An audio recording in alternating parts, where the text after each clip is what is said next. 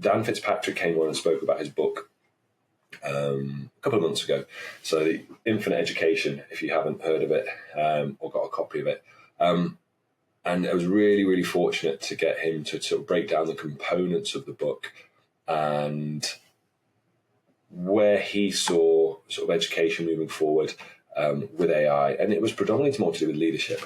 And I love this to the point where even now when I do training courses and talk about leadership or talk about team members, I will say, I have these 4 team members that help me kind of bounce ideas around in terms of where they're going, and they've come from this. In terms of, I created my own GPTs with the characteristics and did some research and put it in, and it was all inspired from Dan. And it's been insightful to have that when sometimes you are a party of one and you need to be able to bounce these ideas off and have different approaches, different points of view. And I really liked it. And the Heretic is probably my favourite one. One, because it still reminds me of Halo with the Heretic in there as well. So it resonates with me on multiple different levels in that respect. But the concept of the Heretic is to be the disruptive voice.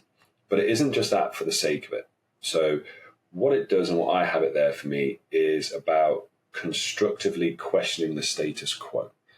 And again, it's that concept of a lot of these things, and again, coming from the way, this is the way we've always done it. And this is great from a leadership and ideas perspective because it gets you looking at and having a conversation about your own orthodoxies, about your own habits and ways you approach things. So this concept of, because we've always done it that way, it will question that for you.